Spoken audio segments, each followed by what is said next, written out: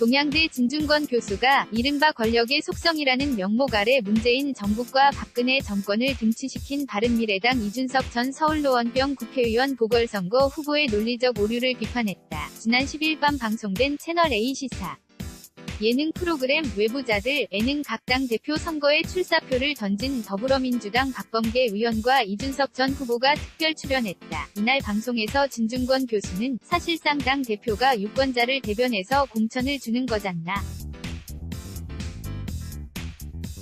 그 가운데서 민의가 왜곡될 수도 있다. 며 말을 이었다. 이 시스템이 작동 안 한 캐? 이스가 2016년 당시 박근혜 대통령이 직접 새누리당 공천권을 행사했잖나. 그 반대편에 어떤 일이 있었냐 하면 민주당 내분이 있었다. 결국 그때는 당 대표가 아예 공천권을 행사 못했다. 비대위로 넘겨서 김종인 당시 비대위원장이 공천권을 행사했고 당시 친노라는 사람들이 많은 경우 떠나야만 했던 일이 있다. 진 교수는 시민 유권자들 의식 속에서 이 시스템 자체가 문제가 있지 않느냐는 생각이 싹 트는 것 같다. 며 누가 당 대표가 되든 간에 옛날처럼 전횡을 해서는 안 된다고 지적했다. 이어 공천이라는 것이 공적으로 선거하는 것이잖나. 그 과정에서 공정한 집행자 역할에 당 대표가 머무르라는 유권자들의 명령이 있지 않을까 생각한다. 고 덧붙였다. 이에 박범계 의원은 당 대표 권한이 막강한 만큼 책임도 크다. 리더십의 요체는 책임지는 것이라고 생각한다. 며 그렇기 때문에 이 공천제도를 총선 1년 전에 예측 가능한 공천 룰을 만들고 그 룰대로 공천이 되는가를 정확하게 따져볼 수 있는 기구가 있어야 한다. 고 제안했다. 그는 공천 룰도 룰이지만 그것을 심사할 윤리심판원의 기능 을 부정적인 측면뿐 아니라 긍정적인 측면도 조사하고 그 손발이 되는 신속대응국을 만들겠다는 것이 골자라고 설명했다. 그러나 이준석 전 후보는 여당 대표를 한다는 것이 쉽지 않은 게 결국 박 의원이 말한 좋은 아이디어들을 실현시킬 수 있는 사람은 박 의원이 아니다. 문재인 대통령이라며 반박을 이어갔다. 솔직히 말하면 1년 전부터 공천 룰 등 시스템을 아주 잘 만들겠다는 것들을 정확히 누가 했냐 하면 옛날에 과거 새누리당 김무성 대표가 다 룰 열거하고 우리는 상향식 공천을 무조건 간다고 했다.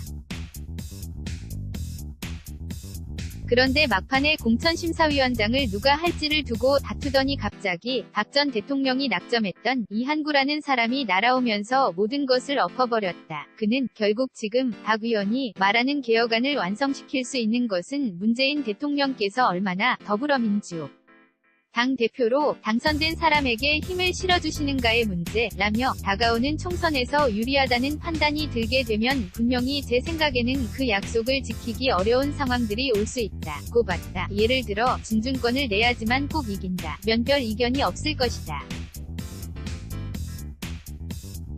그런데 누구를 내도 다 이긴다는 생각이 있으면 그때부터 개파를 만들기 위한 노력이 시작되고 나의 말을 조금 더 잘 듣는 사람들을 넣게 된다. 그것이 권력자에게 항상 유혹이기 때문에 이번 여당 대표는 독이 든 성배가 될 수 있다고 생각한다. 이를 두고 진 교수는 그것은 제가 볼 때는 부당 전제의 오류인 것 같다고 꼬집었다.